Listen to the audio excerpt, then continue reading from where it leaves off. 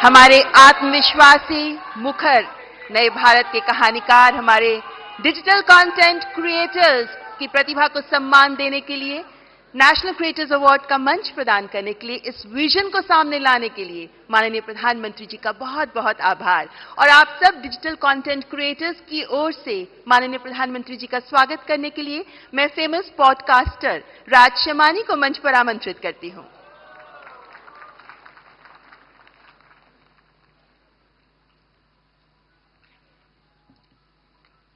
I'm honored to introduce the next person on the stage who needs no introduction. But before I do that, I want you to thank your stars. शुक्र मनाओ guys कि ये content creator नहीं है, क्योंकि अगर ये होते तो हम सबकी दुकानें बंद हो जाती। Because जब ये रील बनाते हैं तो वायरल हो जाती है, जब ये ट्वीट करते हैं तो वो ट्रेंड बन जाता है, जब ये रेडियो शो पे जाते हैं तो वर्ल्ड का नंबर 1 रेडियो शो बन जाता है, जब ये कोई स्लोगन देते हैं तो वो हैशटैग बन जाता है। He does not right the trend, he is the trend.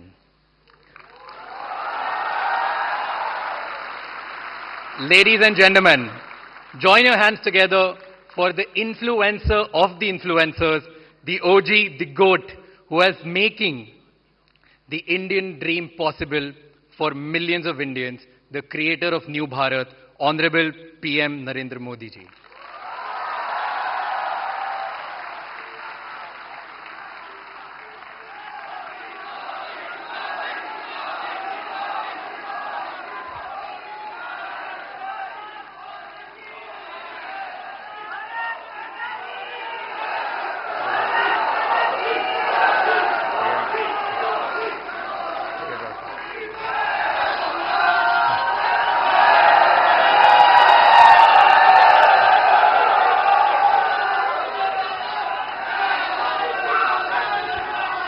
Thank you Raj Shamani.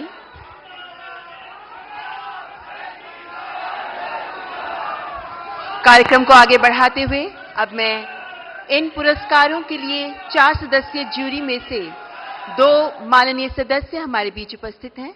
मैं मंच पर रूपाली गांगुली जी और प्रसून जोशी जी को आमंत्रित करती हूं, जो ज्यूरी मेंबर्स हैं।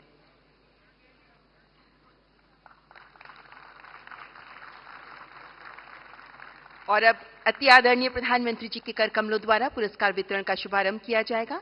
माननीय प्रधानमंत्री जी तथा माननीय मंत्री महोदय, आपसे अनुरोध करती हूं कृपया पुरस्कार वितरण का शुभारंभ करने के लिए मंच पर आगे आएं। The first category, the award for the new India champion, the award goes to Abhi and new.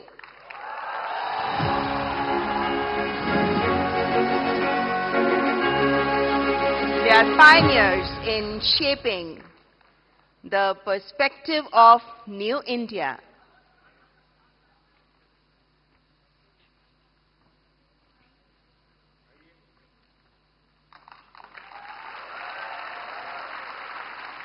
Through their insightful content and wide range of topics, they have raised awareness for New India.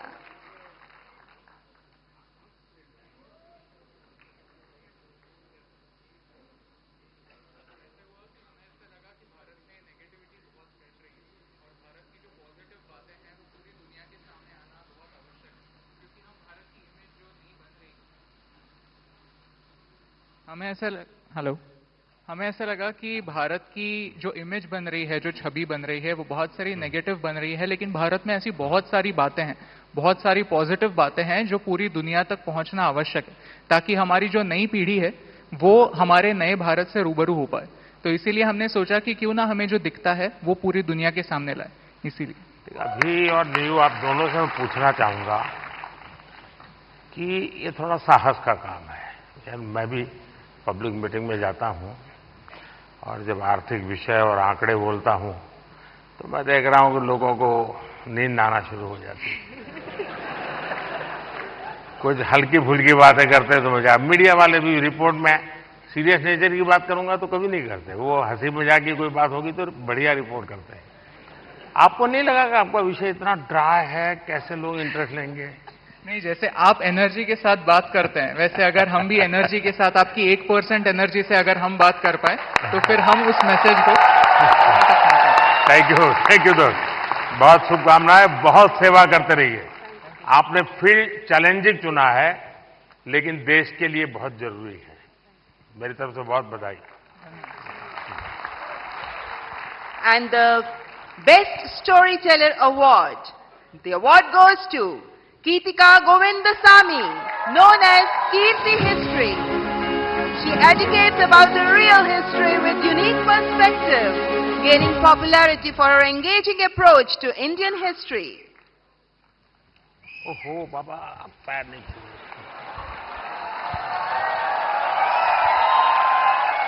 देखिए, वैसे politics में पता नहीं देश में परंपरा बन गई, लोग पैर छूते हैं। कला जगत में पैर छूना उसका भाव अलग है, लेकिन मैं बहुत डिस्टर्ब हो जाता हूं। और उसमें भी अब कोई बेटी। Thank you, sir. मैं सुनना चाहूंगा आपके विषय में कुछ। I'm sorry, मुझे हिंदी समझ कर सकती हूँ, बट बोलने के लिए थोड़ा मुश्किल है। आपको जो मर्जी पड़े बोलो। ये देश बहुत बड़ा है, किसी न किसी कोने में तो आपको सुनने वाला मिल ही जाएगा। எல்லாருக்கும் வணக்கம். I would really like to appreciate our Honorable Prime Minister for the fact that you have taken up Tamil in a lot of stages and you said like Tamil. So I must start with Vanakkam. Yeah, vanakkam. So I'm really grateful for that. I always felt like it lacks a national platform which you brought here. So I'm really grateful for that, sir.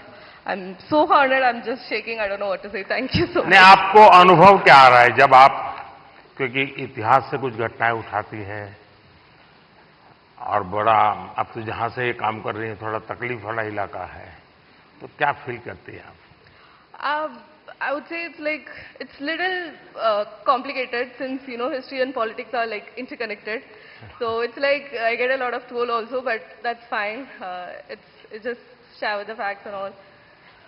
Teenager का जो group है, हाँ। जो सबसे ज्यादा अपना समय यहाँ बिताता या। है, मतलब आप लोगों के लिए वो समय खर्चा करता है। उनको कौन सी चीजें ज्यादा अपीलिंग लगती है? They like actually in my audience I have a lot of teenagers and they really watch things. इन सब के वो सारे खिलाड़ी टीनेजर्स ही है। That's true. So they really like things about the stories which talks the greatness of India. So that kind of stories they really like a lot. उनको अच्छा लगता है। Yeah. चलिए, People really feel proud of it. बहुत सेवा कर रहे हैं आप देश की। Thank you. Thank you, Thank you so all the best. So big applause for Keetika Govindasamy. And the next category is Disruptor of the Year Award. स्थापित मानदंडों को चैलेंज देकर नई राह बनाने वाले ये अवार्ड, जिसके विनर है Ranveer Allahbadia. We know him as Beer Bicep. He focuses on fitness, spirituality and lifestyle through his The Ranveer Show. बधाई हो।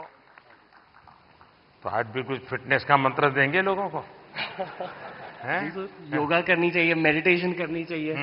तो फिर तो ये लोग कहेंगे कि मोदी जी की बात बता रहा है। तो फिर कहेंगे तुम बीजेपी वाले हो गए हो।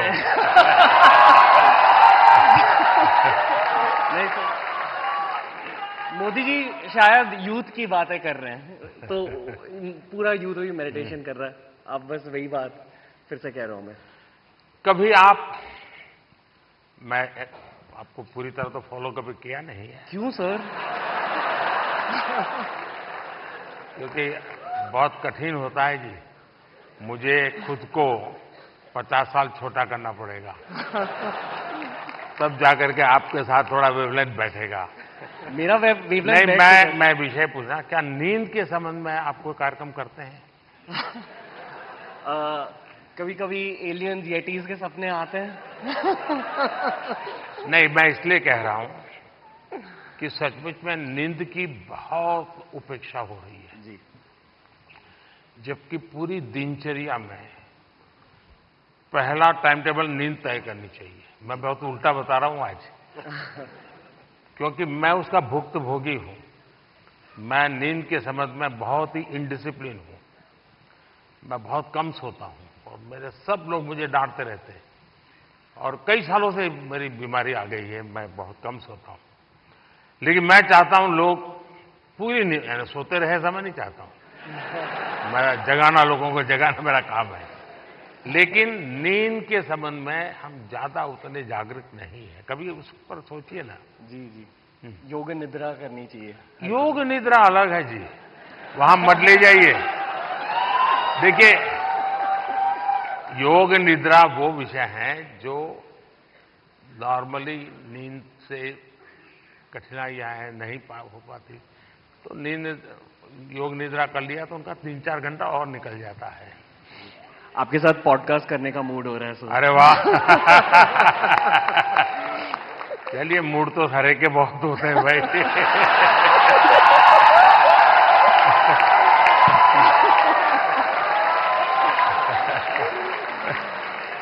All the best. Thank you. और अगला पुरस्कार प्रकृति और पर्यावरण के प्रति समर्पित भाव से काम करने वाले ग्रीन चैंपियन अवार्ड, जिसके विनर हैं पंकति पांडे।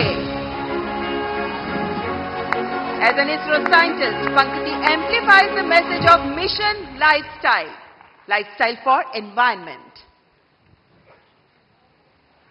बहुत बहुत बधाई। कुछ अपने कार्य के विषय में बताइए। સર હું અમદાવાદથી છું। स्वागत है। आप लोगों अहमदाबादियों की पहचान है क्या आप लोगों को? हम अहमदाबादी लोगों के लिए कहा जाता है, ये अहमदाबादी इसलिए बता रहा हूं, उनके लिए कहा जाता है, यानी कोई बुरा मत माने, क्योंकि आजकल ऐसा है कुछ भी बात बड़ा विवाद का विषय बन जाती है। लेकिन ये बचपन में जो सुनते थे वो मैं बता रहा हूं, मैं मानता नहीं हूं। एक बार रेलवे प्लेटफॉर्म पर ट्रेन आई, तो उसमें जो पैसेंजर था वो ऊपर के बर्थ पर था। तो उसने बाहर खिड़की में पूछा कि भाई कौन सा स्टेशन आया है? तो बाहर वाले ने कहा 4 आना दोगे तो बताऊंगा। तो उसने कहा मत बताओ, ये अहमदाबादी होगा। अच्छा बताइए। प्रकृति के बारे में बताती हूँ। हम बदलाव बहुत चाहते हैं दूसरी चीजों में, पर हम बदलाव कभी अपने आप में नहीं लाना चाहते हैं। वो सबसे डिफिकल्ट चीज होती है। तो मैं अभी यहाँ पे जो सब लोग उपस्थित है यहाँ पे, उनसे कहूंगी, एक चीज हम अगर हमारे वहां पे करें, हम अपने वेस्ट को ऑडिट करें। हम दूसरों का कचरा देखते हैं, पर हम क्या खुद निकालते हैं वो हम कभी नहीं देखते हैं। तो I request all of you to waste audit your dustbin, कि क्या हम हमारी लाइफ को जीरो वेस्ट बना सकते हैं। पूरे तरीके से नहीं, पर क्या हम कोशिश कर सकते हैं। Thank you so much. Mission life के संबंध में डिटेल स्टडी किया है आपने? मिशन लाइफ नहीं सर। मैंने एक यूएन सेक्रेटरी जनरल के साथ दुनिया के सामने एक मिशन लॉन्च किया है। क्लाइमेट, एनवायरनमेंट, सर्कुलर इकोनॉमी, ये सारी बातों से हम परिचित है।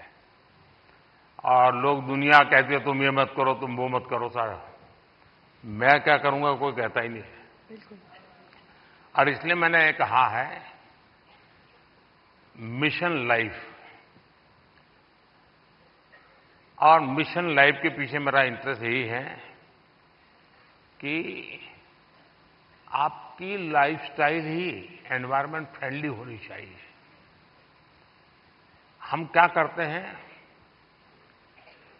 एसी कार में बैठ करके जिम जाएंगे, जिम में बिजली जला करके पसीना निकालेंगे, फिर एसी कार में बैठ करके घर वापस आएंगे और फिर 5 स्टार होटल में जाकर के एनवायरनमेंट पर भाषण देंगे।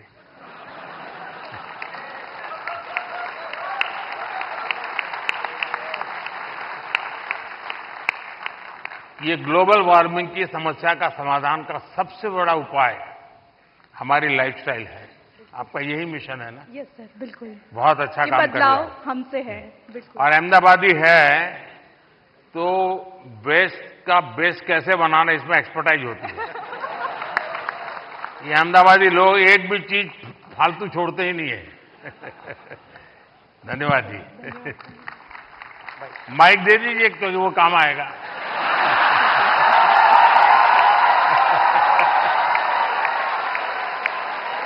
And the next award, Best Creator for Social Change. और इस अवार्ड की विनर है जया किशोरी, जिन्हें आधुनिक दौर की मीरा कहा जाता है।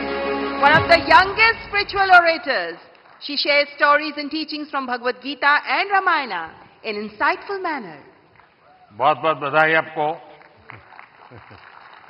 चलिए, आपने लोगों को आध्यात्मिक दुनिया की तरफ बड़ी आधुनिक तरीके से रुचि फैलाई है। बहुत बहुत धन्यवाद। बताइए कुछ। जी, मैं कथाकार हूँ, श्रीमद् भागवतम करती हूँ और गीता जी के ऊपर बातें करती हूँ, क्योंकि मेरा बचपन इन्हीं चीज़ों से गुजरा है और जो बदलाव मुझ में आया है, चाहे शांति, सुकून, खुशी, हर चीज़ को लेकर।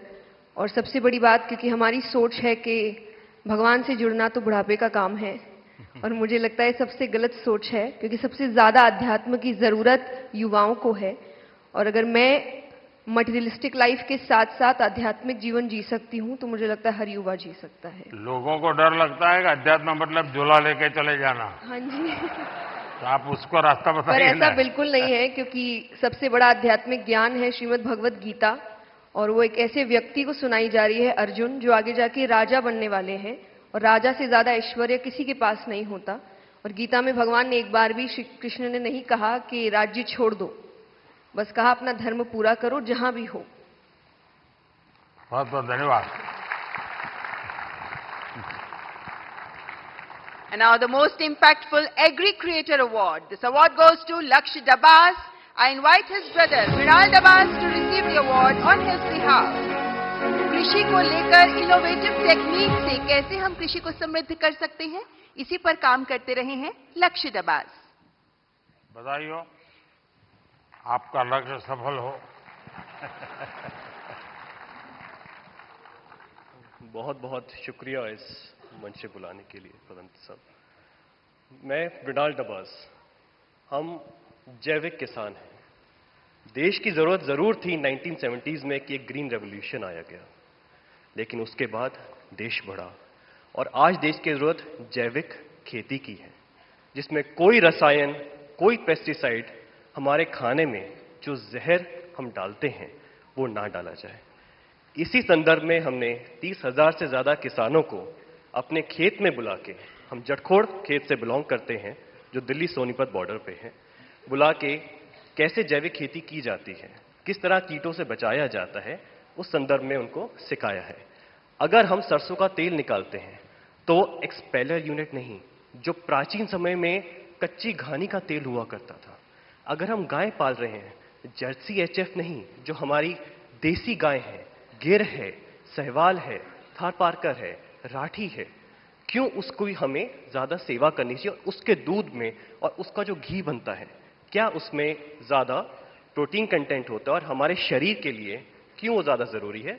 इसी संदर्भ में हमारा उद्देश्य रहता है। और देखिए, लक्ष्य, आप स्वयं तो एक मिशन बोर्ड में इस काम को कर रहे हैं, लेकिन आज आपका यहां आने से इनको भी और देश को पता चलेगा कि ऐसे नौजवान, जबकि दुनिया कुछ अलग सोचती है, ये अलग सोच रहा है।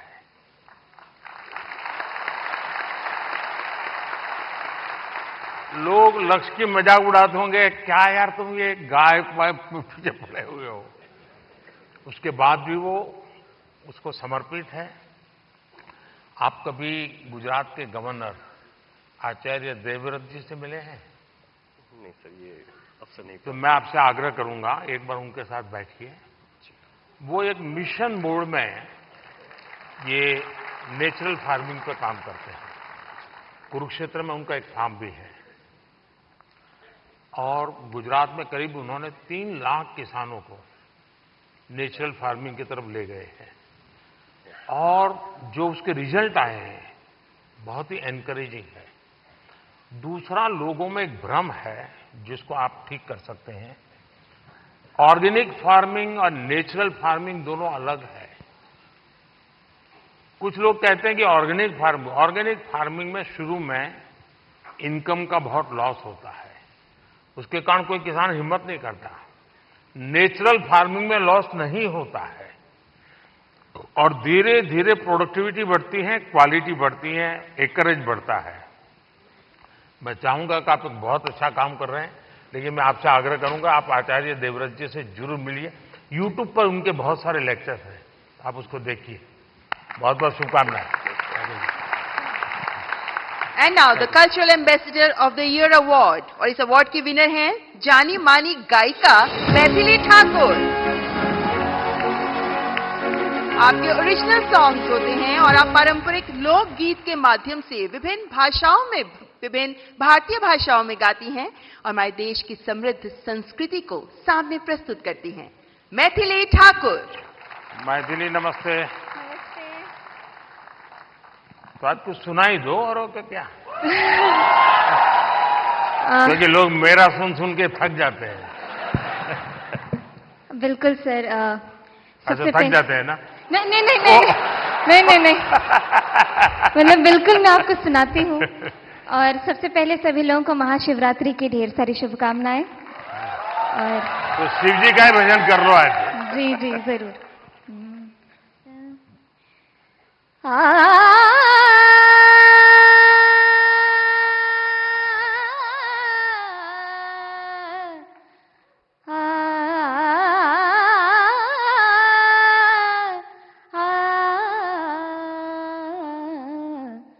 डिमिक डिमिक डमरू कर बाजे, प्रेम मगन नाचे भोला भोला।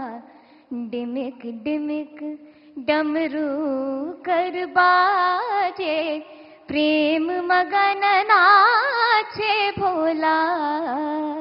सिंही नाद बजावत गावत, सिंही नाद बजावत गावत, लटक रही बगली झोला भोला। डिमिक डिमिक डमरू कर बाजे, प्रेम मगन नाचे भोला। बहुत बहुत बधाई मैथिली जी आपको। आपने देखा होगा मैंने मन की बात में एक बार एक जर्मन बच्ची का उल्लेख किया था। वो जन्म से उसको आंखें नहीं है, हिंदुस्तान देखा नहीं है, और मैं हैरान हूं कि भारत के दक्षिण भारत की भाषाओं के गीत इतना तेजी से ग्रास करती है। और भी पिछले दिनों यहां आई थी तो मेरा मिलना हुआ, तो उसने तमिल में मुझे शिव भजन सुनाया। और संगीत की क्या ताकत होती है, कोई भाषा उसको मालूम नहीं है जर्मनी के सिवाय, लेकिन अद्भुत प्रभाव पैदा करती है। आपको भी वो परमात्मा ने कृपा दी है, आपने साधना भी की है। मेरी तरफ से बहुत बहुत शुभकामनाएं। बहुत बहुत शुक्रिया। क्या मैं आपके साथ एक तस्वीर ले सकती हूँ? तस्वीर लेनी है? कैसे? अच्छा, सेल्फी के बिना नहीं चलता है। आज रात से मुझे बहुत खुशी हुई। बहुत बहुत शुक्रिया, धन्यवाद। And now the best international creator. इस अवार्ड में 3 लोगों के नाम हैं, किली Paul from Tanzania and Cassandra May Spitman, the German singer. And we have one more award winner in this Best International Creator category, and he is Drew Hicks. He's an American with Hindi and Bhojpuri skills, and he's gained fame for fluent Hindi and Bihari accent. तो आप हिंदी भी बोलते हैं, बिहारी भी बोलते हैं। यहां लोग आपकी बिहारी सुनना चाहेंगे। मैं इतना नर्वस फील कर रहा हूँ कि लगता है भोजपुरी, हिंदी, इंग्लिश सब भूल गया मैं, बट कोशिश करूंगा। जो भी बोल सकते बोल लीजिए। नहीं, मैं बहुत खुश हूँ, धन्यवाद अवार्ड के लिए। और मैं बस लोगों को खुश करना चाहता हूँ और भारत का नाम रोशन करना चाहता हूँ। अगर इसमें मैं सक्सेसफुल हूँ तो मैं खुश हूँ। ये टैलेंट कैसे आपको, कैसे इस तरफ रुचि बनी और कैसे आपकी जिंदगी यात्रा शुरू हुई? मेरा पापा actually BHU Banaras Hindu university में पढ़ाई किया था, तो मैंने बचपन में कुछ टाइम वहीं पे बनारस में स्पेंड किया और फिर पटना में वो एक्चुअली मिथिला पेंटिंग्स का भी बिजनेस में था कुछ टाइम के लिए। अच्छा।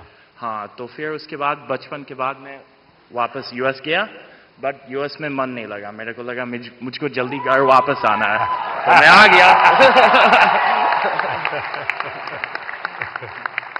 चलिए, आपको बहुत बहुत शुभकामना। आपका एक वाक्य भी इस देश के नौजवानों के लिए बहुत इंस्पायर करेगा। शुक्रिया, ऑल द बेस्ट। धन्यवाद। और हमारे देश के टूरिज्म पोटेंशियल को सामने लाने वाले बेस्ट ट्रैवल क्रिएटर अवार्ड के विनर हैं Kamiya Jaani, the founder of Curly Tales. हमारे देश के कई ऐसे पहलुओं को सामने रखा है जो अभी तक अनएक्सप्लोर्ड रहे हैं। So the beauty of India has been showcased by her in her videos. That's Kamya Jani. बहुत बहुत बधाई। Thank you so much. Thank you. Thank you. Kamiya ji बताइए। मुझे घूमने का बहुत शौक है और मुझे लगता है कि जब हम ऑफिस से थके आ रहे आते हैं या वीक भर पूरा काम करते हैं, वीकेंड्स में हमें एंजॉय करना चाहिए। जो इतनी ब्यूटीफुल नेचुरल ब्यूटी हिंदुस्तान में है वो एंजॉय करनी चाहिए। और मुझे लगता है भारत सबसे ज्यादा खूबसूरत देश है और यही ऑब्जेक्टिव है कि ग्लोबल मैप पर भारत नंबर 1 पर हो बस। और फिलहाल कंफ्यूज्ड हूं, लक्षद्वीप जाऊं या द्वारका? द्वारका आपको काफी नीचे जाना पड़ेगा। लेकिन वो मेरा अनुभव बहुत ही अद्भुत था। खैर, उसकी बात कभी फिर करूंगा, लेकिन मैं नहीं मानता सब टूरिस्टों के लिए कितना सुविधाजनक होगा। लेकिन अब जैसे मैं आदि कैलाश गया था, आदि कैलाश हमारा काफी ऊंचे टॉप पर है, और दूसरी तरफ मैं यहां द्वारिका में काफी मीटर नीचे चला गया पुरानी द्वारिका देखने के लिए। आप ये जब भारत की इन धरोहर का परिचय करवाती हो, तो मैं एक विषय, 2 विषय लेकर इन दिनों चल रहा हूं। उसमें आप जो क्रिएटर्स होते हैं मदद कर सकते हैं। एक हमारे लोग क्या करते हैं, जैसे कहीं चले गए सोमनाथ, तो बस में ट्रेन में अपनी कार से उतरेंगे, भागेंगे, और जैसे भगवान अभी कहीं जा रहे हैं तो पकड़ो। उनके दिमाग में यही रहता है, तो दौड़ो, पकड़ो, और फिर एक बार देख लिया तो इधर उधर छुट्टी। मैं कहता हूं भाई ऐसा क्यों करते हो? जहां जाते हो कम से कम एक रात रुकिए।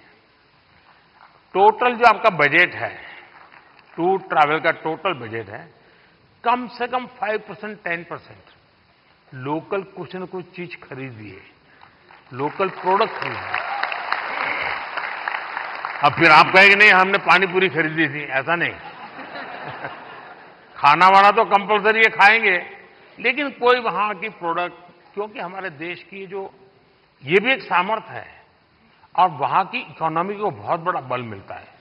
अब जैसे मान लीजिए आप बद्रीनाथ गए और वहीं से थोड़ा एक 5 किलोमीटर दूर मणा गांव गए और मणा गांव से हैंडीक्राफ्ट खरीदा, तो हिंदुस्तान का वो पहला गांव, उसके बाद चाइना आ जाता है, वो पहला गांव, वहां के कुछ चीजें खरीद करके अपने गांव ले जाओगे, देश की एकता को हमेशा हमेशा बनाए रखने में काम आएगा।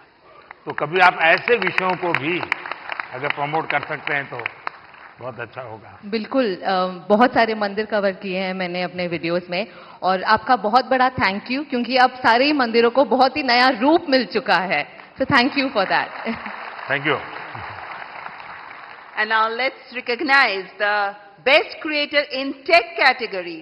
और इसके विनर हैं टेक्निकल गुरुजी के नाम से जाने जाने वाले गौरव चौधरी।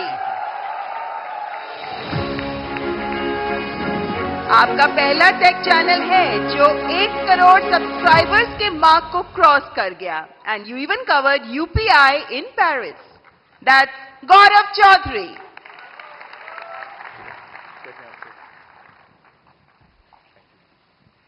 चलिए, अभी आज की दुनिया का इंसान है, कुछ बताएगा हमें। तो चलिए शुरू करते हैं। सर मैंने 2015 अक्टूबर में अपना चैनल शुरू किया था और उसका एक बहुत बड़ा कारण है डिजिटल इंडिया, जो जुलाई के महीने में शुरू हुआ था।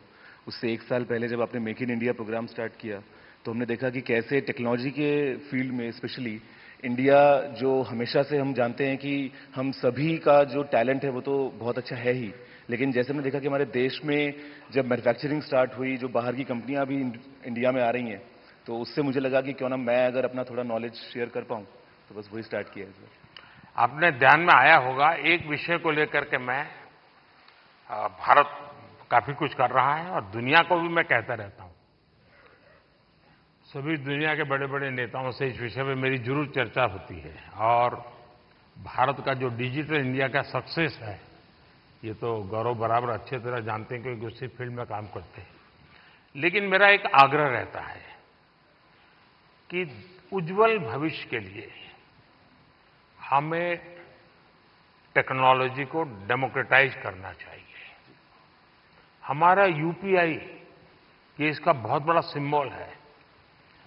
ये कुछ लोगों की बपोती नहीं है, ये सबकी मालिकी है और दुनिया तभी आगे बढ़ेगी। कोई उसका एक बड़ा कंपनी का मालिक बन गया और दुनिया बांट रहा है, ऐसा नहीं। हम उसको डेमोक्रेटाइज करते हैं और मैं मानता हूं जितना ये पहलू आपके माध्यम से पहुंचेगा कि टेक्नोलॉजी को डेमोक्रेटाइज करने की क्यों जरूरत है, दुनिया के उज्जवल भविष्य के लिए थोड़ा सीरियस विषय लगेगा। लेकिन मैं गौरव जैसे दोस्तों से चाहूंगा कि आप इसको जरा बल दीजिए। सर मुझे ऐसा लगता है कि टेक्नोलॉजी जो है वो हम सभी को एक ताकत देती है आज की दुनिया में। मैं अभी पेरिस में गया था पिछले हफ्ते और मैंने जब वहां की टिकट यूपीआई से खरीदी तो बहुत खुशी हुई और मुझे लगता है कि इंडिया के पास में वो सारे सॉल्यूशंस हैं जो पूरी दुनिया के देश जो है अपनी जगहों पे इंप्लीमेंट कर सकते हैं। तो जरूर से कोशिश रहेगी। बहुत बहुत बधाई। Thank you. और माननीय प्रधानमंत्री जी के स्वच्छ भारत अभियान से प्रेरणा लेकर जिन लोगों ने डिजिटल कंटेंट क्रिएट किया, उनमें से चुने गए स्वच्छता एम्बेसडर हैं मल्हार कलाम्बे, अ नोटेड एनवायरमेंटलिस्ट जो 2017 से प्रति सप्ताह स्वच्छता अभियान चलाते रहे हैं, स्वच्छता और सतत विकास को लेकर जागरूकता भी फैलाते रहे हैं। दैट्स मल्हार कलाम्बे। मल्हार, ये जो लोग क्रिएटर्स हैं ना, उसमें कुछ लोग वो भी हैं जो क्या खाना चाहिए वो भी कहते हैं।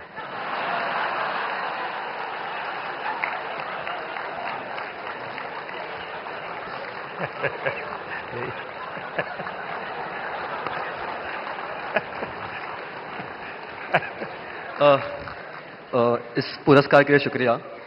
मैं बेसिकली एनवायरमेंटलिस्ट हूँ। हम पिछले 6.5 साल से मुंबई में स्वच्छता मुहिम चला रहे हैं, आप ही से प्रेरणा लेके। पिछले 6.5 सालों में हमने 500 से ज़्यादा क्लीन अप ड्राइव्स ऑर्गेनाइज की है, 80 लाख किलो से ज़्यादा कचरा मुंबई से साफ किया है। बट इतने सालों में मैंने एक चीज़ देखी है कि लोगों को कचरा उठाने में शर्म आती है, लज्जा लगती है। कई लोगों ने मुझे कचरे वाला तक कहा है, बट मैं एक चीज़ में विश्वास रखता हूँ कि अगर देश साफ करना है तो हाथ तो गंदे करने पड़ेंगे। Thank you. बहुत बहुत शुभकामनाएं। और आपने युवकों को बड़ी प्रेरणा दी है और अच्छी अच्छी सेलिब्रिटीज उनके साथ जुड़ती हैं, काफी मेहनत करते हैं और नियमित रूप से करते हैं, ऐसा नहीं टोकनिज्म करते हैं। और उन्होंने एक वातावरण बनाया है। मैं आपको बहुत बधाई देता हूं, लेकिन फिर भी मैं चाहूंगा थोड़ा बट सर मैं एक चीज कहना चाहूंगा, अपने अंकित भैया के साथ लास्ट ईयर स्वच्छ भारत दिन के दिन क्लीन अप किया था। ये मेरी भी एक इच्छा है कि कभी आपके साथ क्लीन अप कर पाऊं। वाह, थैंक यू। Thank you. जरूर जरूर मौका मिलेगा। और हमारे हर प्रकार की सफाई में काम आ सकता है। इस चुनाव में भी सफाई होने वाली है।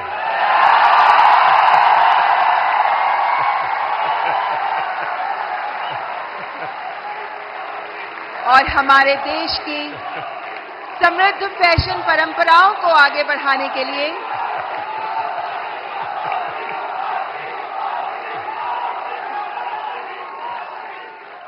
The next category heritage fashion icon award, और इस अवार्ड के विनर हैं जहानवीर सिंह। आप पूरी तरह भारत के पारंपरिक फैशन को आगे बढ़ा रही हैं, जिनमें भारतीय साड़ियां भी मौजूद हैं। Spirituality, Bhagavad Gita, heritage fashion पर आप काम करती रही हैं। दैट्स जहानवीर सिंह। नो बाबा, पैर मत छूइए। बहुत बहुत बधाई आपको।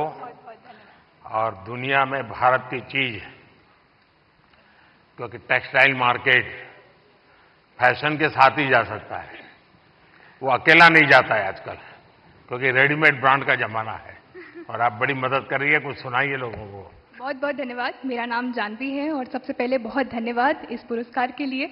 और मैं चाह रही हूँ कि इस नए भारत में जो हमारी प्राचीन परंपरा है उसे अपनी संस्कृति, शास्त्र, संस्कार और साड़ियों के माध्यम से आगे लेके जाऊं। और मेरा सबसे यही अनुरोध है कि अपनी संस्कृति, शास्त्र, संस्कारों को भूलिए मत, उसे अपने साथ रखिए। आप कितने भी मॉडर्न हो जाएं, हमेशा ये रूट्स आपको याद होनी चाहिए।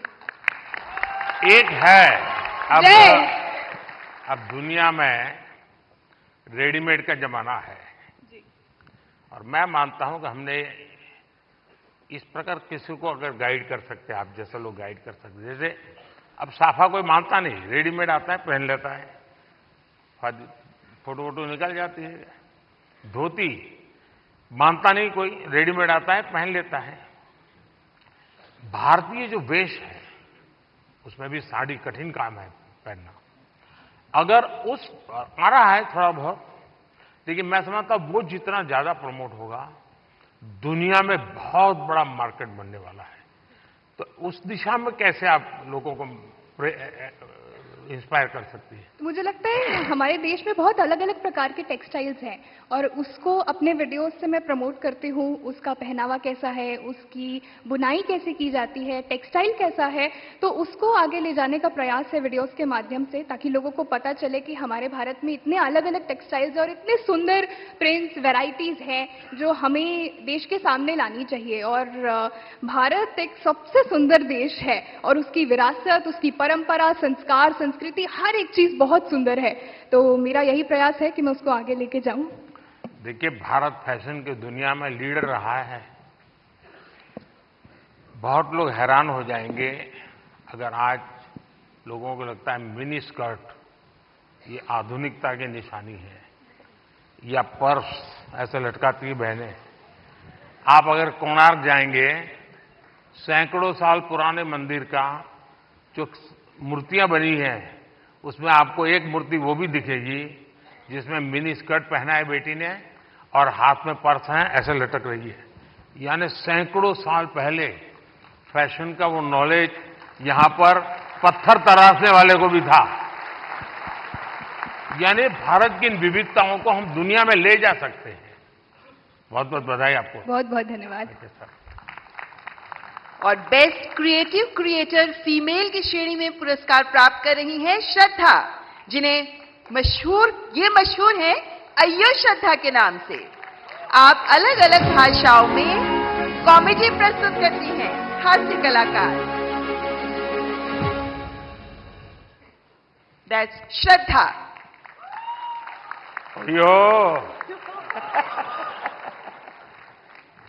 श्रद्धा से मेरा दोबारा मिलने का मौका मिला है। बहुत बहुत बधाई। बहुत बहुत धन्यवाद। बहुत बहुत धन्यवाद। बहुत धन्यवाद इस पुरस्कार के लिए। और ये पुरस्कार ये एक्नॉलेज करता है कि जो लोग घर में एक स्मार्टफोन के जरिए कंटेंट बनाते हैं, वो भी एक स्किल है। ये एक्नॉलेज करता है ये पुरस्कार। इसका बहुत बहुत बहुत धन्यवाद। देश में अक्सर सामाजिक, राजनीतिक, औद्योगिक वजहों से परिस्थिति काफी गंभीर हो जाती है। मेरी कोशिश ये रहती है कि इसमें अगर एक ह्यूमरस पॉइंट ऑफ व्यू या हास्य रस मिलाया जाए तो एक पॉजिटिविटी फैलाई जा सके। जो भी परिस्थिति हो, आई थिंक हमारे देश के लोग इतने प्यारे हैं कि परिस्थिति कितनी भी गंभीर हो, हम हर चीज में मुस्कुराने की वजह ढूंढ लेते हैं। और मैं अपने कंटेंट से ये वजह दर्शाने की कोशिश करती हूँ। बहुत बहुत धन्यवाद। बहुत धन्यवाद। देखिए, बाजार से सब्जी कितनी बढ़िया क्यों ना लाए, उसमें जब तक तड़का नहीं लगता है ना, टेस्ट नहीं आता है। तो ये हास्य की चीजें जो है वो तड़का का काम करती है जिंदगी में। और आज आपकी स्पॉन्टेनिटी ने सबको फ्लोर कर दिया है। Thank you. Thank you so much. Thank you. Thank you. Thank you. And now let's recognize the best creative creator male, RJ Raunak, जो अपने प्रैंक के लिए जाने जाते हैं, अपने ह्यूमर, अपनी आवाज के लिए जाने जाते हैं। और अलग अलग टॉपिक्स पर बेहतरीन डिजिटल कंटेंट तैयार करने वाले आरजे रौनक। क्या आरजे, कैसे हो भैया?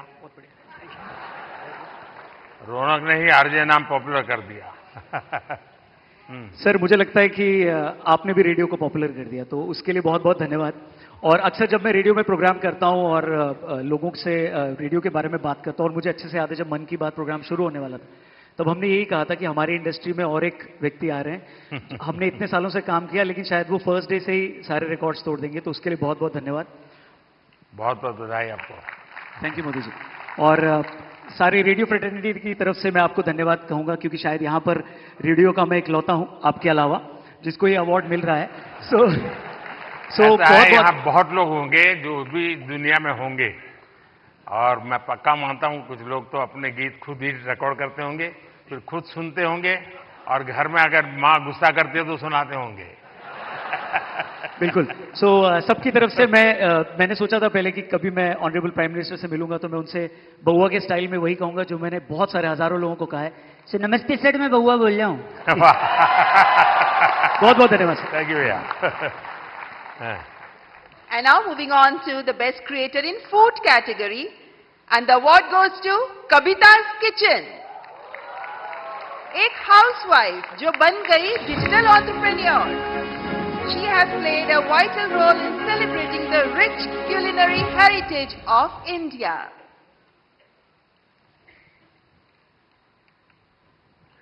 कविता जी, बहुत बहुत बधाई आपको। धन्यवाद सर। वो जो मल्हार है ना, उनको खाना बनाना हाँ, सिखाओ। उसको कुछ सिखाइए।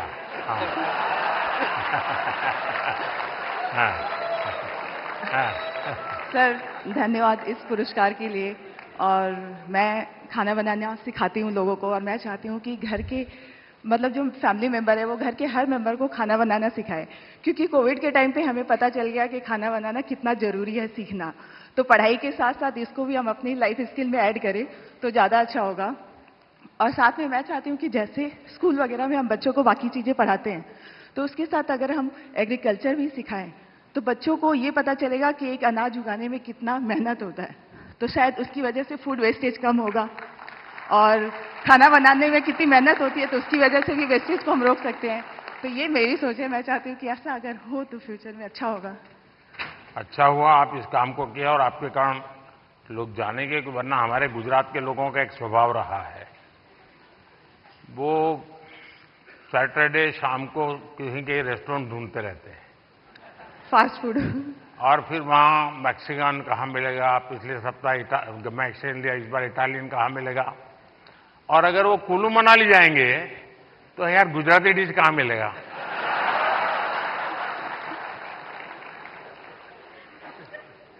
खैर, लेकिन आपने देखा होगा कि हमने 2023 को इंटरनेशनल मिलेट ईयर के रूप में दुनिया में पॉपुलर किया। हमारे यहाँ परंपरागत रूप से मिलेट खाया जाता था, लेकिन आज हमारे डाइनिंग टेबल पर से वो खो चुका था, फिर से आ रहा है। उसके लिए क्या कर सकते हैं? और दूसरा, खाने में बनाने के तरीके, दिखने का तरीका, लेकिन उसके साथ साथ अब न्यूट्रिशनल वैल्यूज की अवेयरनेस, उसमें आप क्या कर रही हैं? मैं कहना चाहूंगी कि जैसे बच्चे, उनको फैंसी फूड पसंद होता है, तो अगर हम उसमें ज्वार, बाजरा, रागी ये सब फ्लोर मिला के, जैसे मैं सुबह दूध की मलाई बचती है तो उसमें बनाना मैश करके डाल देती हूँ, थोड़ा रागी ज्वार फ्लोर, काजू किशमिश क्रश करके, और इसके छोटे छोटे ऐसे पैनकेक बना देती हूँ। तो बच्चों को पता नहीं चलता, उनको लग रहा है कि बहुत मीठा है और अच्छा है। तो बच्चों के स्वाद के हिसाब से हमें खाने में थोड़े चेंजेस करने पड़ेंगे। और ये जो मिलेट है वो हम अपनी लाइफ में आजकल डाइटिशियन, डॉक्टर सब बोलते हैं कि मिलेट्स खाना हमारे लिए अच्छा है, और हम वापस उसी जनरेशन में जा रहे हैं जहां से हम शुरू किए थे। मैं अभी यूएस में, मुझे निमंत्रित किया गया था, तो व्हाइट हाउस में बहुत बड़ा डिनर था, सबके लिए वेजिटेरियन था, और सरप्राइजिंगली 80% डिश मिलेट्स की थी व्हाइट हाउस में। तो मिलेट हम सबको अपने फूड में इंक्लूड करना चाहिए। और नहीं, आपकी बात सही है कि बच्चों को उसमें रुचि बननी चाहिए। मैं याद है, खैर मैं बच्चा नहीं था तब, मैं ताइवान गया था बहुत साल पहले, तब तक मैं मुख्यमंत्री भी नहीं था, और मेरा कोई 10 दिन का वहाँ कार्यक्रम, वहाँ की सरकार ने मुझे बुलाया था। अब मेरे यहाँ से गया आइटनरी के साथ, no fish, no eggs, no meat, सब no no no no no. तो उनके लिए परेशानी थी, खिलाए क्या उसको। तो फिर मेरे साथ जो उनके कोऑर्डिनेटर थे उन्होंने कहा कि साहब यहाँ एक बुद्धिस्ट रेस्टोरेंट है जो वेजिटेरियनिज्म को प्रमोट करती है, तो हमने आपके लिए वहां तय कर लिया है, आप क्योंकि और कहीं पर भी आपके लिए वेजिटेरियन मिलना मुश्किल हो जाएगा। तो मैंने कहा चलिए आपकी बहुत बड़ा धन्यवाद करता हूं, आपने मेरी सेवा की।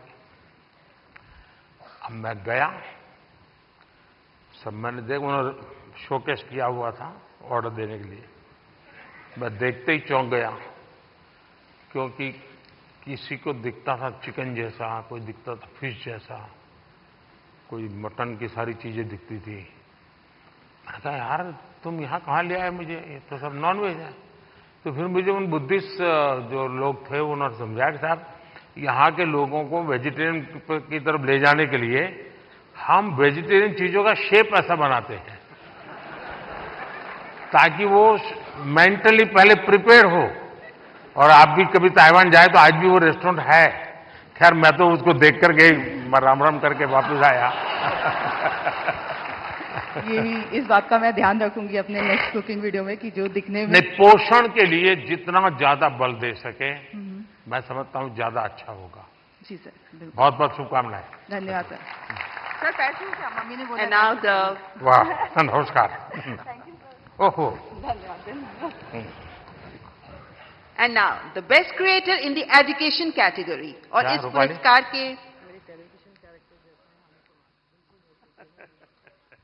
इस पुरस्कार के विजेता हैं टेक प्लस गैजेट्स के लिए जाने जाने वाले नमन देशमुख।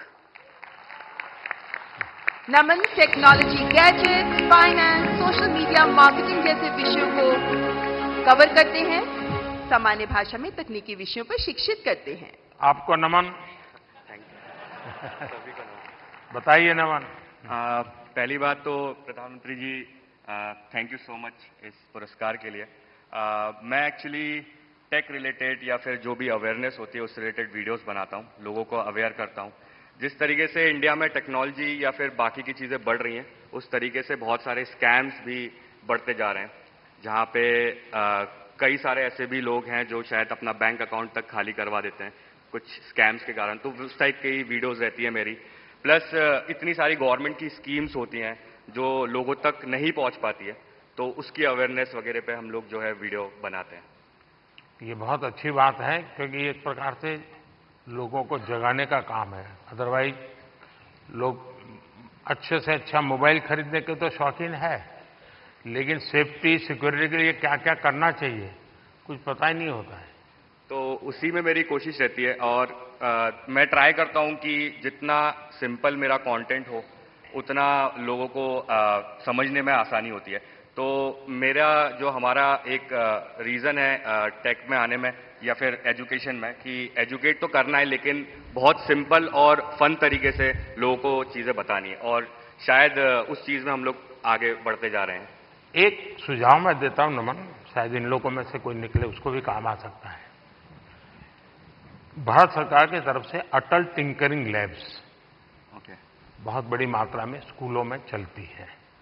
भारत सरकार पैसे भी देते हैं और छोटे छोटे बच्चों के लिए है, वो 5वीं 6वीं 7वीं कक्षा की, और टेक्नोलॉजी के लिए ही है। उनका साइंटिफिक टेम्पर तैयार करने के लिए।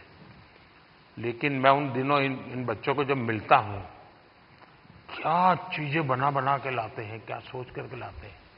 कभी आप ऐसे अटल टिंकरिंग लैब में जाकर के उसको अगर कभी कवर करें तो हो सकता है कि ये बहुत बड़ा हमारे बच्चों को। और दूसरा मैंने देखा, चंद्रयान लैंडिंग के बाद हमारे देश में साइंटिफिक टेम्पर के प्रति बहुत बड़ी रुचि बनी है।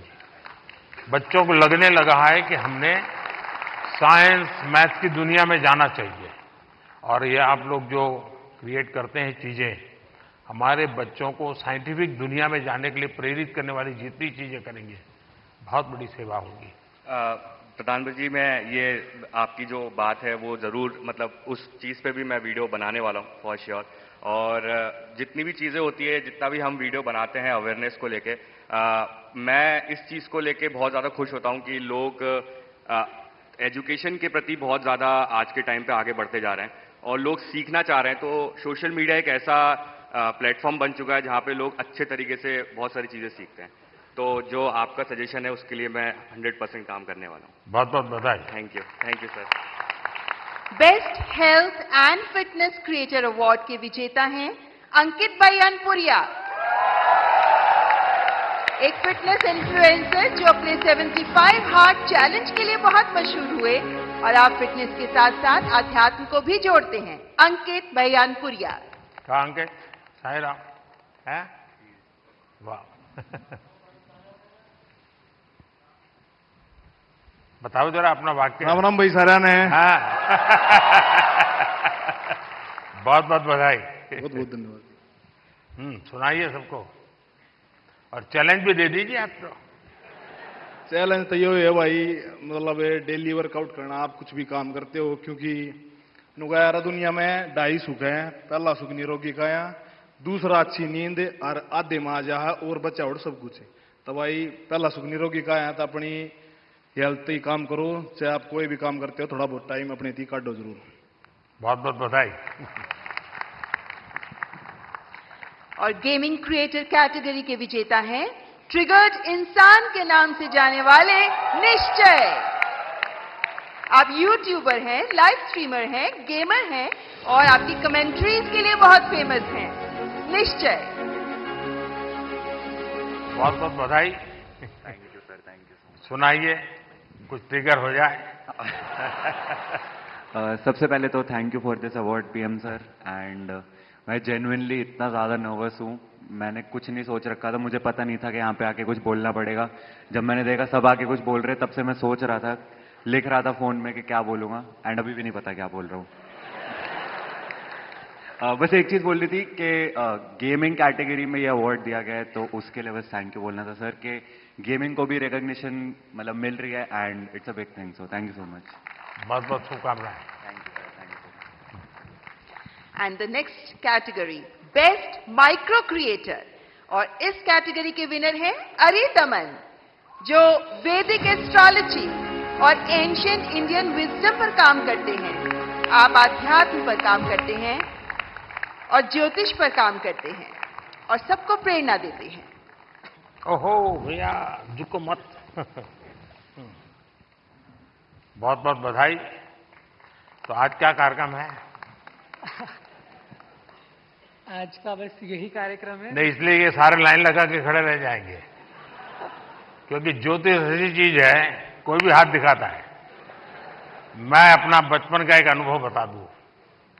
मैं ट्रैवलिंग करता था बहुत, और कभी आरक्षण रिजर्वेशन तो कोई सोचना ही नहीं था। भीड़ बहुत होती थी अनरिजर्व डिब्बे में।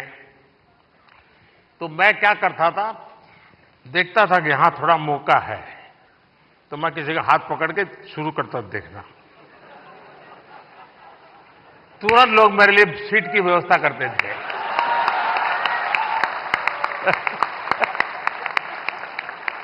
आइए आइए बैठिए।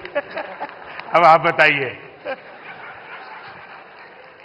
लक्ष्मी हयवदन परब्रह्मणे नमः। सभी को मेरा सादर नमस्ते। और पहले मैं ये बताना चाहूंगा कि मैं ज्योतिष की वीडियोस नहीं बनाता हूं। मैं धर्मशास्त्रों के कुछ विषयों पर अपनी वीडियोस बनाता हूं। और ये पुरस्कार मुझे मिला, इसमें धर्म चक्र भी है, इसमें वृषभ भी है, इसमें सिंह भी है। और इस धर्म चक्र की मर्यादा बनी रहे, ये धर्म चक्र सतत चलता रहे, इसके लिए ही मेरा छोटा सा प्रयास है। और ये धर्म चक्र केवल एक मूर्तमान पुरस्कार की कोई मूर्ति नहीं है जिसको हमें घर में जाकर के सजा देना है।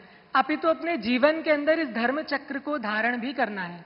और इसके अंतर्गत कोई आध्यात्मिक कर्मकांड नहीं आते हैं, इसके अंदर कोई पूजा पाठ या विधियां नहीं आती है। आज मैंने जो वेशभूषा पहनी है, बहुत से लोग इसे देखकर सोच रहे होंगे कि मैं कोई सन्यासी हूं, कोई बाबा हूं, कोई तपस्वी हूं, लेकिन मैं इनमें से कुछ नहीं हूं। मैं एक सामान्य बालक हूं जो अपनी 12वीं कक्षा इस समय कर रहा हूं। लेकिन मैं बताना चाहता हूं कि ये जो कपड़े मैंने पहने हैं, ये अध्यात्म का प्रतीक नहीं है, ये भारतीय संस्कृति का प्रतीक है जिसे हम भुला चुके हैं। प्रधानमंत्री जी ने वेशभूषा की बात करी, हस्तकला की बात करी, और मैं कहना चाहूंगा कि जो परिधान मैंने पहना है ये भारत का सबसे पुराना परिधान है, जिसको आज लगभग इधर बहुत कम लोग पहन के आए होंगे। तो मैं आशा करता हूं कि मेरे छोटे से योगदान से, यद्यपि मैं एक बहुत बड़ा क्रिएटर नहीं हूं, लेकिन मेरे छोटे से योगदान से मैं इस राष्ट्र के धर्म चक्र में एक छोटा सा सहयोग देता हूं, और उसके लिए आप सभी का मैं साथ मांगता हूं। और उसके लिए मुझे यहाँ बुलाने के लिए प्रधानमंत्री जी का बहुत बहुत अभिनंदन, आप सभी लोगों का बहुत बहुत अभिनंदन। नमस्कार। आप अरी कैसे आइडेंटिफाई करते हैं और अरी का दमन कैसे करते हैं? प्रथम तो अरि अंतर्मन के शत्रुओं का ही दमन करें, और बाहरी शत्रु बहुत रूप से होते हैं, फिजिकल शत्रु भी होते हैं, अंतर्मन के शत्रु भी होते हैं, परंपराओं के शत्रु भी होते हैं, रहन सहन के शत्रु भी होते हैं। और मैं समझता हूं कि जितनी हद तक हम इन शत्रुओं का निवारण कर सके उतना ही अच्छा है, और मैं इस अपने नाम को सार्थक करने के लिए उस लक्ष्य की तरफ अग्रसर हूं। और माननीय प्रधानमंत्री जी के आशीर्वाद से, आप सभी के आशीर्वाद से मैं इस पर आगे बढ़ता रहूं, ऐसी मेरी आशा है। बहुत बहुत शुभकामनाएं। And now the best nano creator award, और इस अवार्ड के विजेता हैं देवभूमि उत्तराखंड के चमोली जिले के पीयूष पुरोहित। पीयूष जो स्थानों की, लोगों के और उन क्षेत्रीय त्योहारों के बारे में बताते हैं जिनके बारे में लोगों को बहुत कम पता होता है। जोरदार तालियां पीयूष पुरोहित के लिए। पीयूष बधाई हो। सुनाओ। सर मैं उत्तराखंड से हूँ और चमोली से हो। हाँ जी। तो सर मैं अपने जो उत्तराखंड की पुरानी परंपरा होती है उनको प्रमोट करने की कोशिश करता हूँ, और मतलब अलग तरीके से थोड़ी VFX वगैरह, एडिटिंग वगैरह से उसे थोड़ा और एंटरटेन करने की कोशिश करता हूँ। जैसे कि उसमें थोड़ा VFX यूज कर लिया, जैसे वीडियोस में VFX होते हैं, विजुअल आर्ट्स। मैंने मन की बात में एक बार लोगों को अपील किया था किसी और राज्य के गीत को गाइए, और चमोली का जो गीत है एक, वो केरल की बच्चियों ने स्कूल में गाया था, बहुत पॉपुलर हो गया था। शायद आपने वायरल देखा होगा उसको। चमोली का वो गीत बड़ा फेमस है, लोगों के स्वागत के लिए गाया जाता है। बहुत बहुत बधाई हो आपको। हाँ कहिए कहिए। कोई बात नहीं, सब फर्स्ट टाइम वाले ही हैं।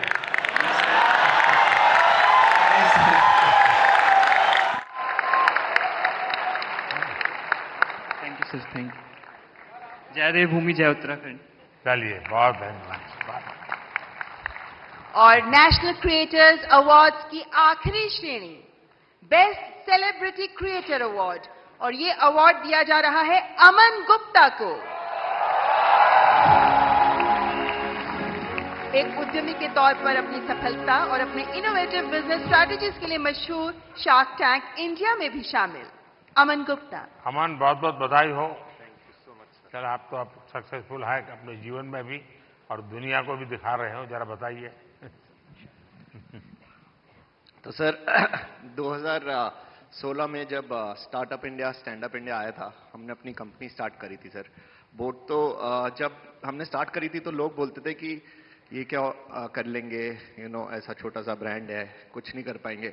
और आज सर 2024 7 साल बाद sir we are world's second largest sir, विश्व second largest audio brand sir. 2021 में सर कोविड आया सर, हमारा सारा सामान इंडिया के बाहर बनता था सर। 2021 में आपने मेक इन इंडिया स्टार्ट किया सर, यहाँ पहन के घूमते हैं सर प्राउडली हम। और सर आज की time sir 70% of our products are now made in India sir.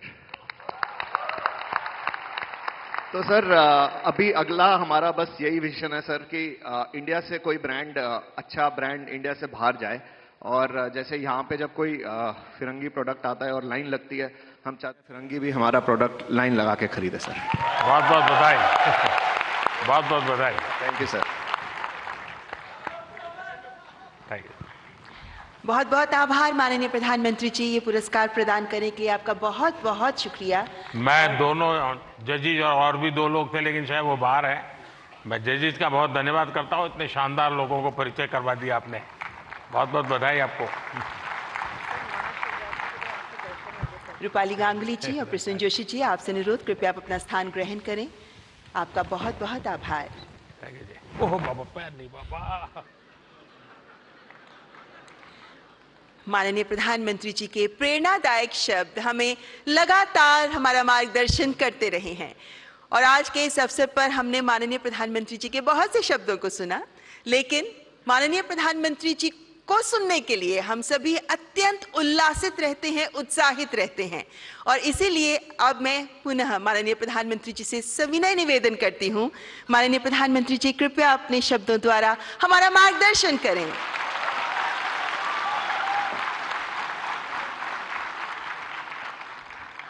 अभी भी कुछ सुनना बाकी है क्या?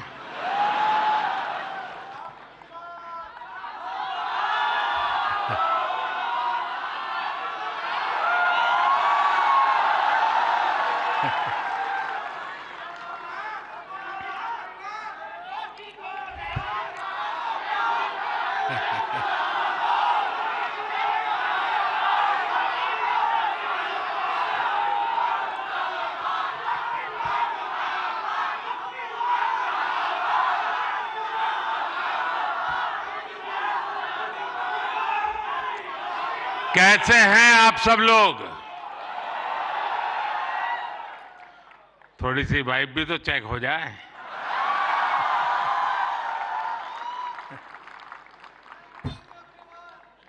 इस कार्यक्रम में उपस्थित मंत्रिपरिषद के मेरे साथी अश्विनी वैष्णव जी, जूरी मेंबर्स भाई प्रसून जोशी जी, रूपाली गांगुली जी, देश के कोने कोने से यहां उपस्थित सभी कंटेंट क्रिएटर्स, देश के कोने कोने में इस आयोजन को देख रहे मेरे सभी युवा साथी और सभी अन्य महानुभाव, आप सबका स्वागत है, आप सबका अभिनंदन है और आप वो लोग हैं जिन्होंने अपनी जगह बनाई है और इसलिए आज उस जगह पे आप हैं, भारत मंडपम।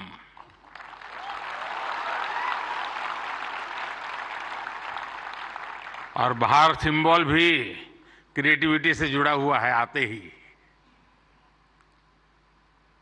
और यही जगह है जहां G20 से सभी मुखिया यहां इकट्ठे हुए थे और आगे की दुनिया कैसे क्रिएट करनी इसकी चर्चा कर रहे थे। और आज आप लोग हैं जो भारत का भविष्य कैसे क्रिएट करना उसकी चर्चा करने के लिए आए हैं।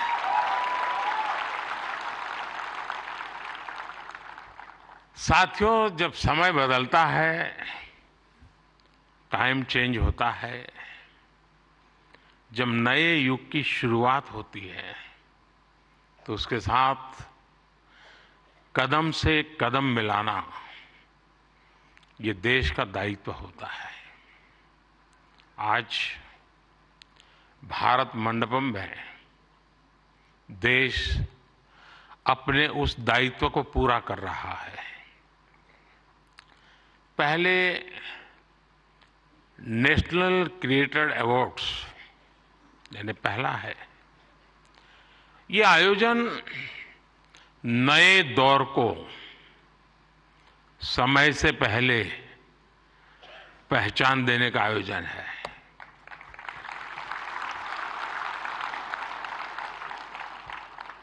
और कुछ लोग मुझे कभी कभी पूछते हैं कि आपकी सफलता का रहस्य क्या है, ऐसा मुझे पूछते हैं।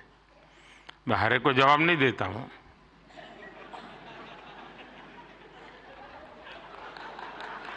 कोई रेस्टोरेंट वाला अपना किचन दिखाता है क्या?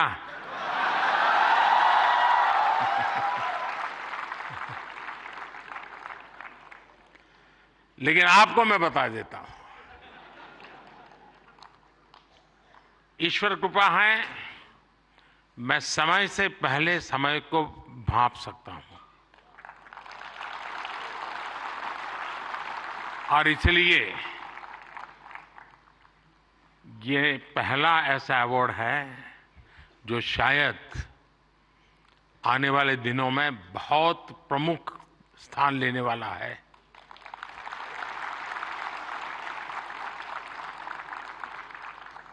ये इस नए युग को एनर्जाइज कर रहे आप सब युवाओं को सम्मान देना, क्रिएटिविटी को सम्मान देना और समाज की रोजमर्रा की जिंदगी के प्रति जो संवेदनशीलता है उसको सम्मान करने का अवसर है।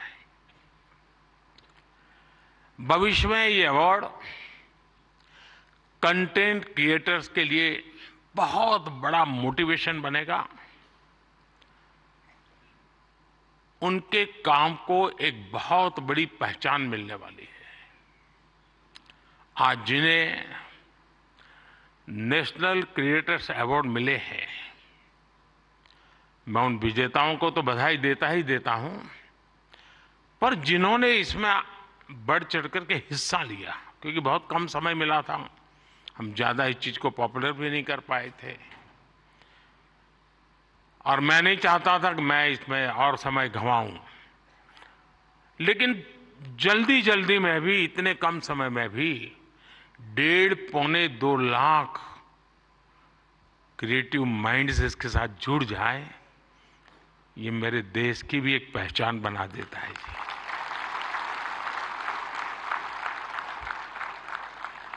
और साथियों, आज एक और पवित्र संयोग है। ये पहला नेशनल क्रिएटर्स अवार्ड महाशिवरात्रि के शुभ दिन पर आयोजित हो रहा है।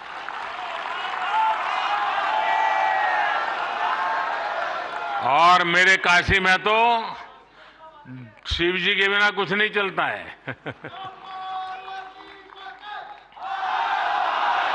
महादेव,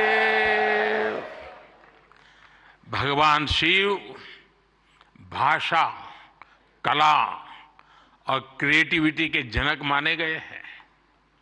हमारे शिव नटराज है। शिव के डमरू से माहेश्वर सूत्र प्रकट हुए हैं।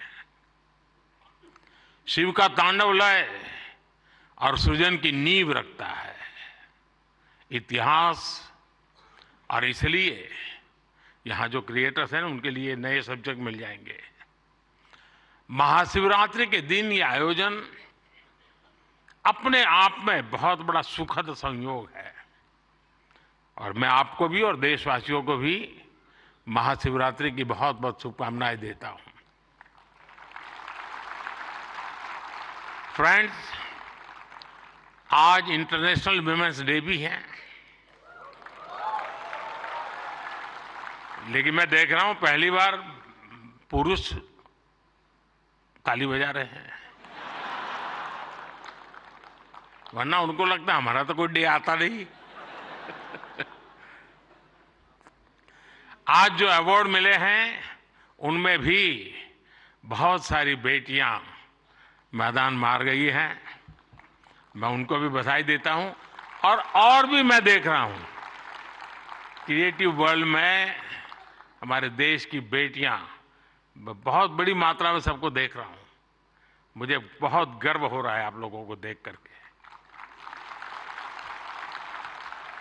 मैं देश की सभी महिलाओं को, बहनों को, बेटियों को इंटरनेशनल वुमेन्स डे की बहुत बहुत बधाई देता हूं। और आज ही मैं अभी, आप तो यहां बैठे हैं, मैं गैस सिलेंडर का 100 रुपया कम करके आया हूं।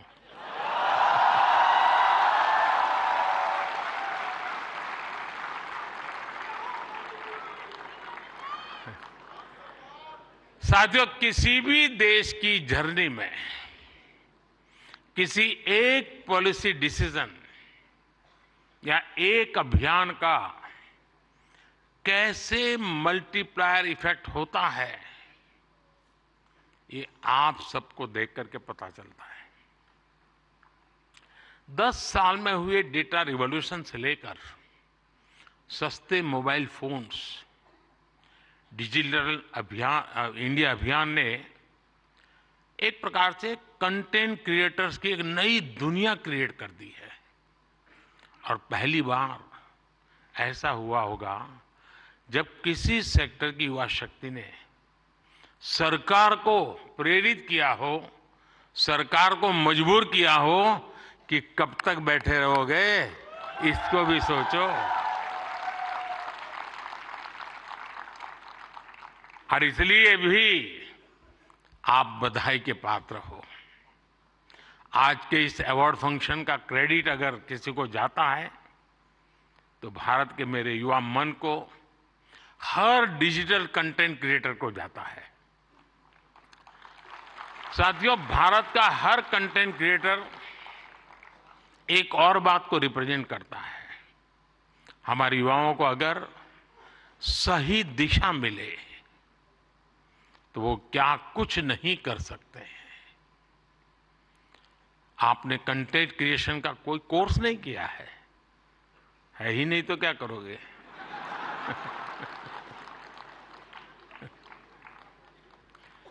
पढ़ाई के टाइम करियर सेलेक्ट करते हुए ये सोचा भी नहीं होगा कि हम कंटेंट क्रिएटर जैसा कुछ बनेंगे, लेकिन अपने भविष्य को पहचाना, फ्यूचर को देखा और ज्यादातर लोगों ने वन मैन आर्मी की तरह काम शुरू कर दिया। अब ये श्रद्धा को देखिए, खुद अपना मोबाइल लेकर के बैठ जाती है। अपने प्रोजेक्ट में आप ही राइटर, आप ही डायरेक्टर, आप ही प्रोड्यूसर, आप ही एडिटर, यानी आपको ही सब कुछ करना होता है। यानी एक प्रकार से इतनी टैलेंट एक जगह पे जमा हो जाए और फिर वो जब प्रकट हो तो उसका सामर्थ्य कितना हो सकता है अंदाज लगा सकते हैं। आपने आइडियाज गढ़े, इनोवेशन किए और उन्हें स्क्रीन पर जीवंत बनाया। आपने दुनिया को न केवल अपनी क्षमता से परिचित करवाया बल्कि लोगों को दुनिया भी दिखाई। आपने जो हिम्मत दिखाई उसी के कारण आज आप सब यहां पहुंचे हैं और देश बड़ी आशा के साथ आपको देख रहा है। आपका कंटेंट आज पूरे भारत में जबरदस्त इंपैक्ट क्रिएट कर रहा है। आप एक तरह से इंटरनेट के एमवीपी,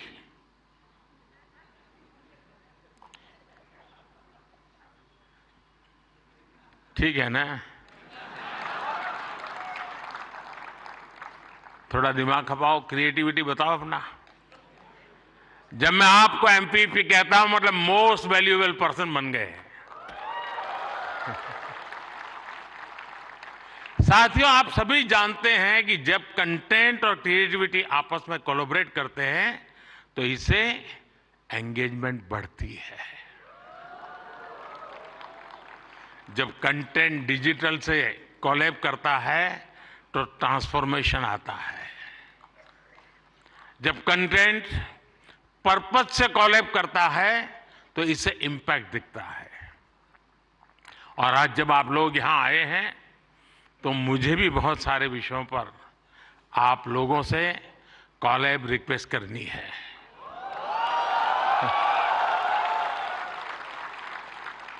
साथियों, एक जमाने में हम छोटी से छोटी दुकानों पर लिखा देखते थे कि यहां बहुत टेस्टी फूड मिलता है, ऐसा देखते थे ना। कोई भी कहे वहां क्यों खाना, तो बोले टेस्टी फूड है। लेकिन आज हम देखते हैं कि दुकान वाले लिखते हैं कि यहां हेल्दी फूड मिलता है। अब टेस्टी नहीं लिखता है, हेल्दी फूड मिलता है। क्यों बदलाव आया? तो ये एक बदलाव समाज में भी आ रहा है। इसलिए कंटेंट ऐसा होना चाहिए जो लोगों में कृतज्ञ भाव जगाए, देश के प्रति आपके जो कर्तव्य हैं उनके लोगों को प्रेरित करें। और आपके कंटेंट का यही डायरेक्ट मैसेज हो, ये जरूरी नहीं है। आप कंटेंट क्रिएट करते हुए इसका ध्यान रखेंगे तो इनडायरेक्टली भी उसमें जरूर झलकेगा। आपको ध्यान होगा, लाल किले से मैंने बेटियों के अपमान का विषय उठाया था। एक बार मैंने ये भी कहा था कि आप बेटी शाम को घर आती है तो पूछते हैं क्यों देर से आई, कहां गई थी, क्यों जल्दी घर नहीं आई। मैंने लाल किले से पूछा था कि मुझे कोई तो माँ बाप बताओ जो अपने बेटे को पूछते हो कि तुम देर से क्यों आ रहे हो, कहां गए थे। बेटी को सब पूछते हैं, बेटे को कोई नहीं पूछता है। मैं कंटेंट क्रिएटर से कहता हूं, इस बात को आगे कैसे बढ़ाएं, एक माहौल कैसे बनाएं। समान जिम्मेवारी होनी चाहिए। बेटी देर से आए तो भूकंप हो जाए और बेटा देर से आए, बेटा खाना तो खाया था ना, क्यों भाई। कहने का मेरा मतलब है साथियों कि हमने समाज के साथ जुड़ना है और इस भावना को घर घर पहुंचाने में आप जैसे साथी बहुत अच्छे ढंग से इसको कर सकते हैं। देखिए, आज महिला दिवस पर आप इस संकल्प को फिर दोहरा सकते हैं। हमारे देश की नारी शक्ति का सामर्थ्य कितना ज्यादा है, वो भी आपके कंटेंट का हिस्सा, प्रमुख हिस्सा हो सकता है। मैं जरूर दावे से कहता हूं जी, आप में से कोई थोड़ा क्रिएटिव माइंड के साथ सुबह से रात तक माँ क्या करती है उसी को थोड़ा रिकॉर्ड करके उसको एडिट करके रखें। देखने वाले उस परिवार के बच्चे चौंक जाएंगे, अच्छा माँ इतना काम करती है। एक साथ करती हैं, यानी आपके पास एक ताकत है, आप इसको ऐसे प्रस्तुत कर सकते हैं। उसी प्रकार से जैसे गांव की जो जिंदगी है, आपने देखा होगा इकोनॉमिक एक्टिविटी में गांव की महिलाएं बहुत बड़ी मात्रा में जुड़ी हुई थी। ये वेस्टर्न लोगों की जो सोच है ना कि भारत में वर्किंग वुमेन नहीं है, अरे भाई वर्किंग वुमेन छोड़, भारत में महिला है तभी तो संसार चल पा रहा है जी।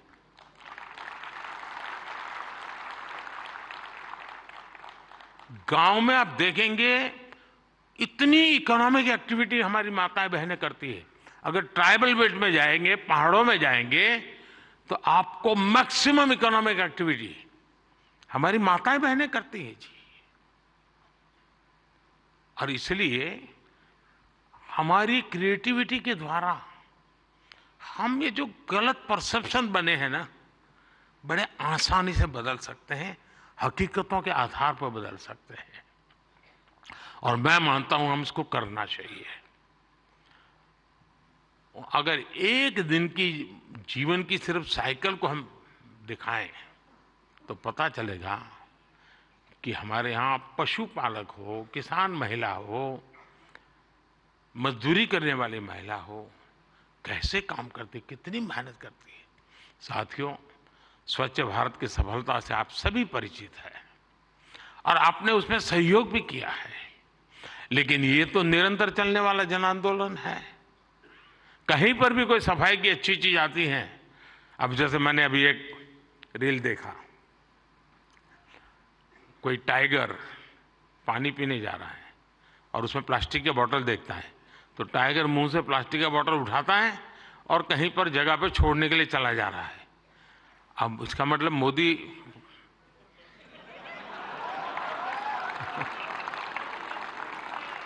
किस किस से बात पहुंचाता है, समझ गए ना।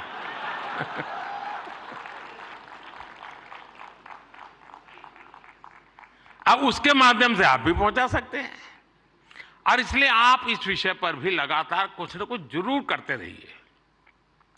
एक अहम विषय भी मैं आपसे स्पर्श करना चाहता हूं दोस्तों। ये छोटी छोटी चीजें जो मेरे मन को छूती है, मेरा मन करता है कि क्रिएटिव माइंड के लोग हैं तो शायद मैं मन खोल करके बातें भी कर सकता हूं। मैं भाषण नहीं कर रहा मुझे। जैसे मेंटल हेल्थ, ये बहुत ही छूने वाला विषय जी। और वैसे तो डिजिटल प्लेटफॉर्म पर काफी कंटेंट हंसी मजाक से जुड़ा होता है, लेकिन कई अन्य गंभीर विषय भी होते हैं। मैं देखता हूं मेंटल हेल्थ को लेकर, बहुत बधाई हो आपको, बहुत बधाई हो, बहुत बधाई हो, बहुत बधाई हो।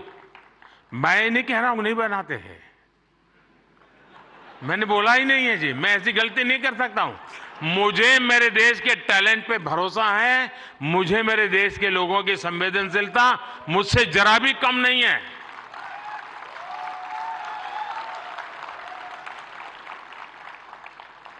लेकिन ये ऐसे और जो लोग इस प्रकार से सोचते हैं वो ज्यादा क्रिएटिव है, ऐसा मैं कह सकता हूं, क्योंकि मेंटल हेल्थ को लेकर काफी क्रिएटर्स बहुत अच्छा काम कर भी रहे हैं, लेकिन अभी हमें इस पर और ज्यादा काम करने की जरूरत है।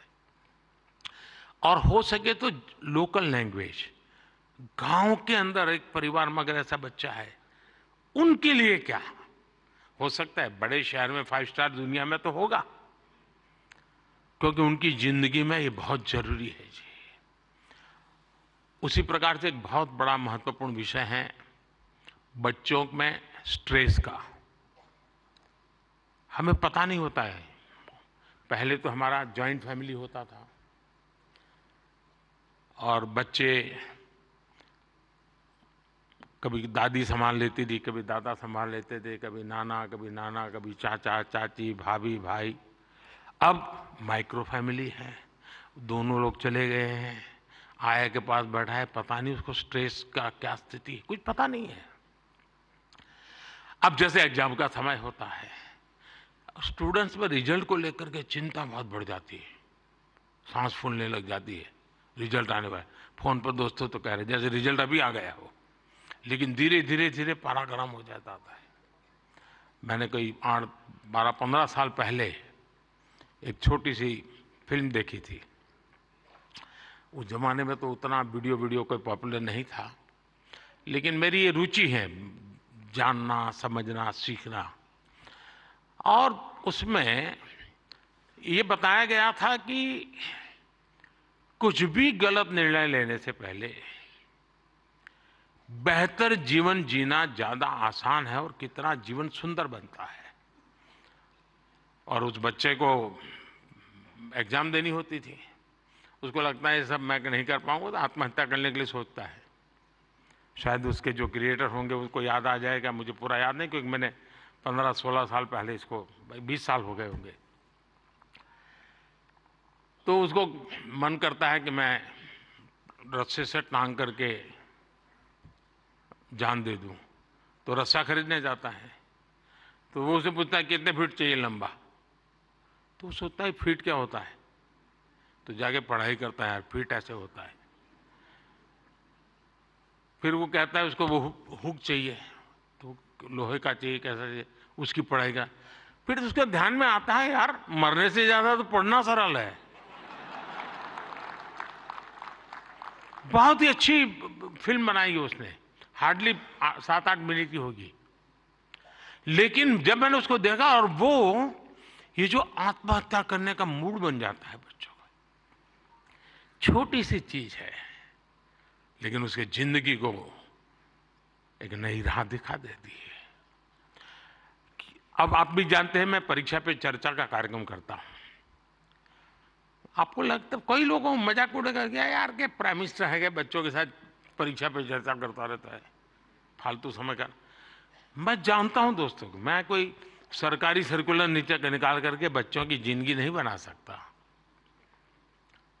मुझे उनके साथ जुड़ना पड़ेगा, उनको जानना पड़ेगा, जी जान से जुटना पड़ेगा।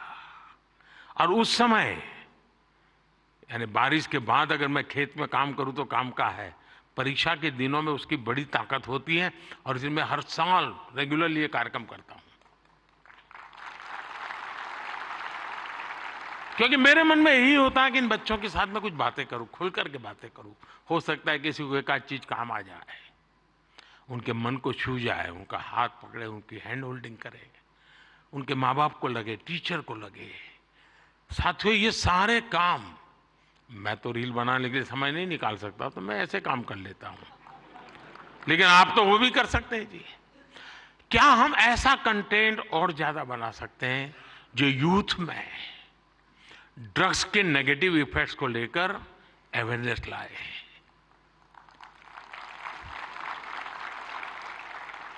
हम बिल्कुल दावे से क्रिएटिव वे में समझा सकते हैं कि drugs is not a cool for youth. वरना क्या है यार, कूल हॉस्टल में बैठे हैं, कूल। साथियों, इसमें बहुत बड़ा, और आप लोग हैं बड़े, क्योंकि आप उनके साथ जुड़ सकते हैं, उनकी भाषा में बात कर सकते हैं।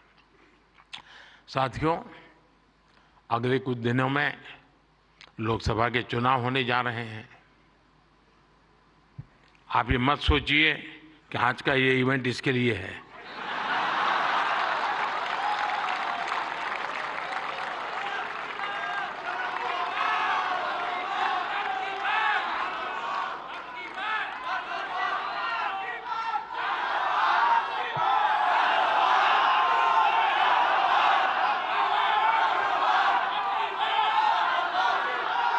और मैं आपको गारंटी देता हूं कि हो सका तो नेक्स्ट शिवरात्रि पर भी, या तो डेट कोई और हो सकती है, या ऐसा कार्यक्रम मैं ही करूंगा।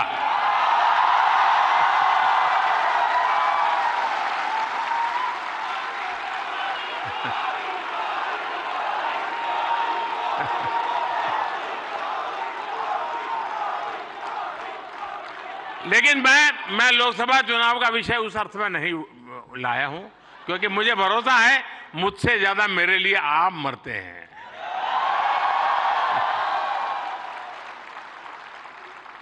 और आप मेरे लिए इसलिए मरते हैं क्योंकि मैं आपके लिए जीता हूं, और जो अपने लिए नहीं जीता है उसके लिए मरने वाले बहुत होते हैं जी।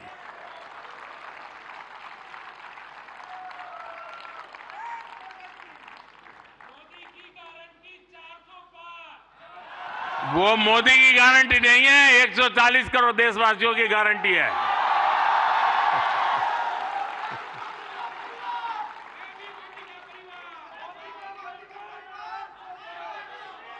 ये बात सही है, ये मेरा परिवार है। साथियों, मैं जो लोकसभा चुनाव की बात कर रहा था, और एक क्रिएटिव वर्ल्ड के लोग बहुत बड़ा काम कर सकते हैं। क्या हम ऐसा कुछ कर सकते हैं कि हमारे यूथ, और खास करके हमारे फर्स्ट टाइम वोटर, उनको हम जागरूक करने के लिए क्या कर सकते हैं? और उसको पता हो कि वोट देना यानी किसी को जिताना हराने का काम नहीं है जी। वोट देने का मतलब है तुम इतने बड़े देश की निर्णय प्रक्रिया के हिस्सेदार बने हो। तुम देश का भविष्य बनाने वाले एक महत्वपूर्ण पार्टनर हो। ये उस तक पहुंचना जरूरी है जी। उसको कभी ये मत कहिए किसको वोट दो, लेकिन आप उसको जरूर कहिए कि वोट तो देना ही चाहिए। वो तय करेगा किसको देना किसको नहीं देना, वो तय करेगा, लेकिन वोट देना चाहिए, ये उसको जरूर कहना चाहिए। और मैं मानता हूं हमारे देश में, दुनिया के देश जहां जैसे जैसे समृद्धि बढ़ती गई, वोटिंग पैटर्न घटती गई। दुनिया में देश समृद्ध हुए, लेकिन अलग अलग व्यवस्थाओं ने समृद्धि तक ले गए और बाद में लोकतंत्र की दिशा में गए। भारत 100% लोकतंत्र के ही अधिष्ठान को लेकर के समृद्ध राष्ट्र बनने के सपने को लेकर के चला है, और दुनिया के लिए मॉडल बनने वाला है जी। ये दुनिया के लिए बहुत बड़ा मॉडल बनने वाला है, लेकिन उसमें मुझे मेरे देश के नौजवानों की भागीदारी चाहिए। 18, 19, 20, 21 साल के जैसे। साथियों, हम अपने आसपास देखते हैं कि जो दिव्यांगजन होते हैं, स्पेशली एबल्ड होते हैं, उसमें बहुत प्रतिभा होती है, टैलेंट होता है। आप उनके लिए भी एक बड़ा माध्यम बन सकते हैं, उन्हें सपोर्ट कर सकते हैं। हमारे दिव्यांगजनों में जो इनहेरेंट ताकत होती है, उसे बाहर लाने की आवश्यकता है। उसे भी सोशल मीडिया की शक्ति से जोड़ने की जरूरत है। साथियों, एक और विषय है भारत का इन्फ्लुएंस, भारत के बाहर और ज्यादा बढ़ाने का। आज दुनिया में आप में से जो भी परिचित होंगे विश्व के साथ, आज भारत का तिरंगे का बहुत आन बान शान है, भारत के पासपोर्ट की आन बान शान है कि नहीं है? है ना? आपने देखा होगा यूक्रेन से बच्चे जब निकल रहे थे, तिरंगा झंडा दिखा दिया, काम चल जाता था जी।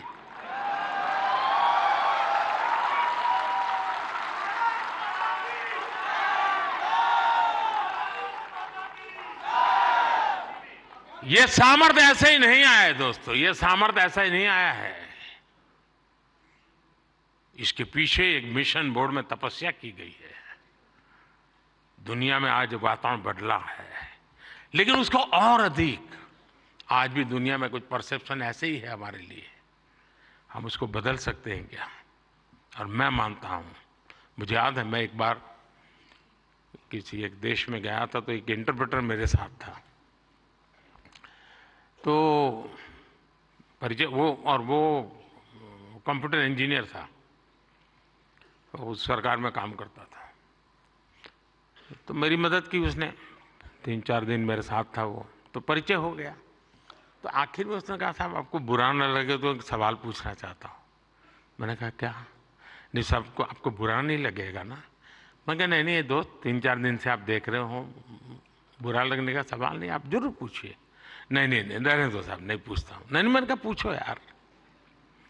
उसने कहा साहब, क्या अभी भी आपके देश में सांप सपेरे जादू टोना यही होता है क्या?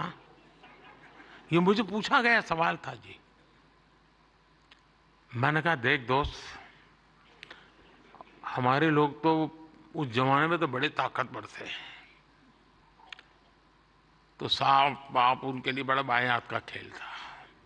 अब मैंने कहा हमारी ताकत बहुत कम हो गई है,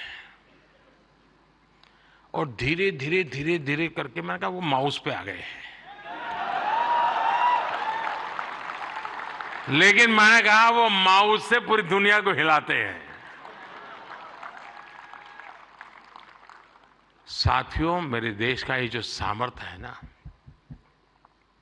इस सामर्थ्य को हम आज अगर विदेश में बैठे किसी शख्स को, मैं समझता हूं हमारे सामर्थ्य से आकर्षित करें, उनको लाने की दिशा में हमारा काम हो, हम अपने कंटेंट को ऐसा क्रिएट कर सकते हैं। आप पूरी दुनिया में भारत के डिजिटल एम्बेसडर्स हैं दोस्तों, और मैं मानता हूं ये बहुत बड़ी ताकत है। आप फ्रिक्शन ऑफ सेकंड दुनिया में पहुंच सकते हैं। आप वोकल फॉर लोकल के ब्रांड एम्बेसडर्स हैं। मैं कल श्रीनगर में गया था, तो एक नौजवान से मेरी बातचीत हो रही थी। मैं हैरान हूं, जो वो सिर्फ शहद का काम करता है, मधुमक्खी पालन का काम करता है, और आज ग्लोबली उसने अपनी एक ब्रांड पहुंचा दी है जी, जस्ट डिजिटल वर्ल्ड के माध्यम से। और इसलिए साथियों, आइए हम एक साथ मिलकर एक क्रिएट ऑन इंडिया मूवमेंट, मैं बहुत जिम्मेवारी के साथ आप लोगों से अपेक्षा कर रहा हूं, क्रिएट ऑन इंडिया मूवमेंट की शुरुआत करें।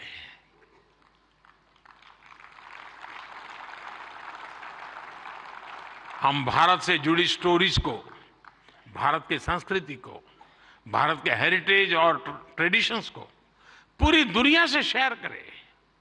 हम भारत की अपनी स्टोरी सबको सुनाएं। Let us create on India and create for the world. आप ऐसा कंटेंट क्रिएट करिए जो आपके साथी, आपके देश, हम सबका देश, भारत को भी ज्यादा से ज्यादा लाइक्स दे। और इसके लिए हमें ग्लोबल ऑडियंस को भी एंगेज करना होगा, दुनिया की यूनिवर्सिटीज के साथ, दुनिया के नौजवानों के साथ जुड़ना होगा। आज पूरी दुनिया में लोग भारत के बारे में जानना चाहते हैं। आप में से कई लोग विदेशी भाषा को जानते हैं, नहीं जानते होंगे तो आपको एआई की मदद से काम हो सकता है। कुछ लोग सीख भी सकते हैं। आप ज्यादा से ज्यादा यूएन लैंग्वेज में, जर्मन, फ्रेंच, स्पेनिश जैसे लैंग्वेजेस में कंटेंट बनाएंगे तो आपकी और भारत की भी रीच बढ़ेगी। हमारे अड़ोस पड़ोस के देश हैं, उनकी भाषाओं में हम कुछ करें, हमारी एक अलग पहचान बनेगी।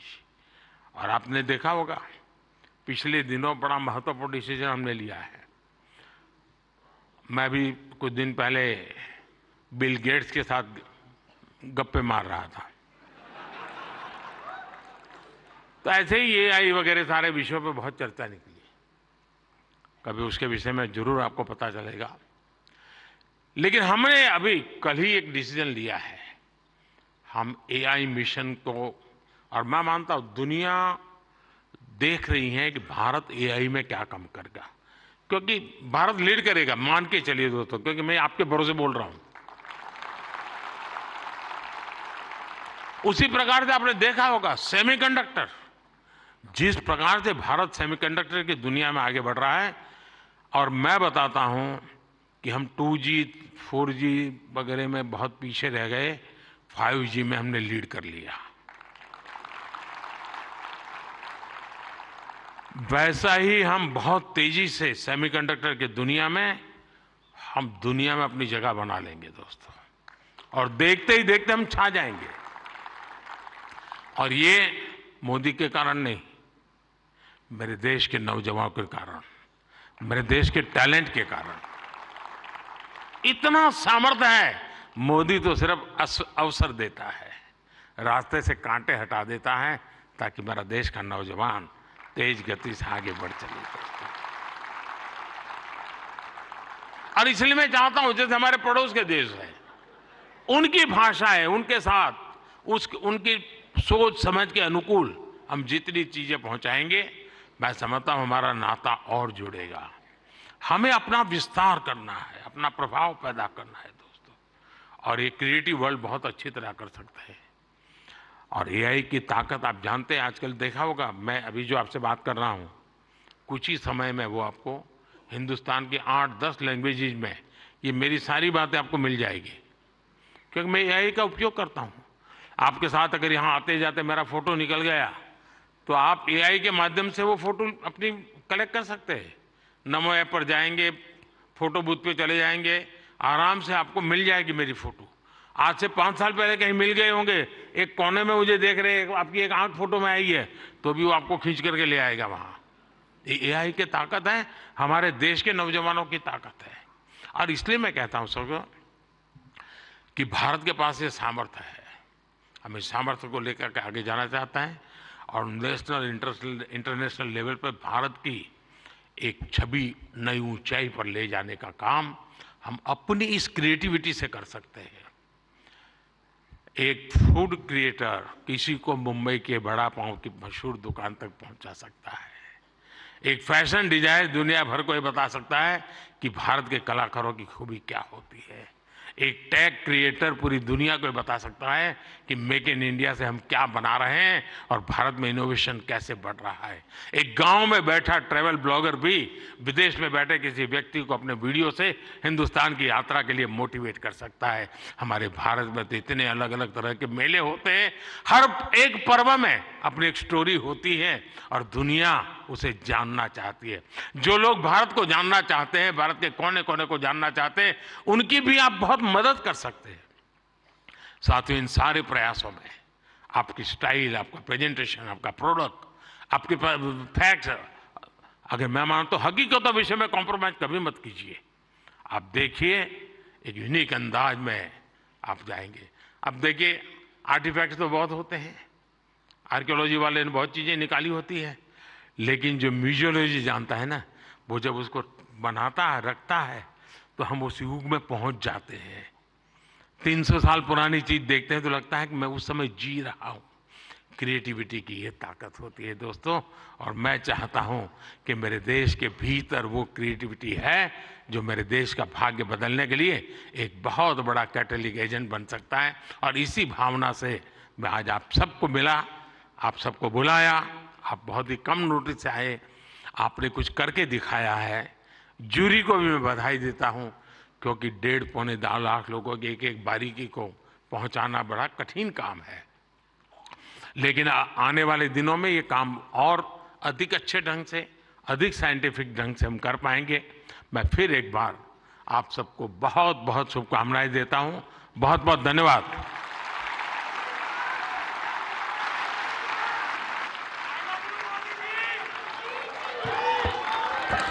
आपका बहुत बहुत आभार माननीय प्रधानमंत्री जी। आपके इस वक्त दिल्ली के भारत मंडपम से राष्ट्रीय रचनाकार पुरस्कार आप देख रहे थे, जहां पर प्रधानमंत्री नरेंद्र मोदी का संबोधन चल रहा था। और उन्होंने सबसे पहले तो जो विजेता हैं उनको पुरस्कार वितरित किए और बधाइयां उनको दी। लेकिन इसके साथ ही हम कंटेंट को लेकर के किस तरीके से और आगे बढ़ सकते हैं, उसके लिए भी दिशा कहीं ना कहीं दिखाने का काम प्रधानमंत्री नरेंद्र मोदी ने किया है। नारी शक्ति को किस तरीके से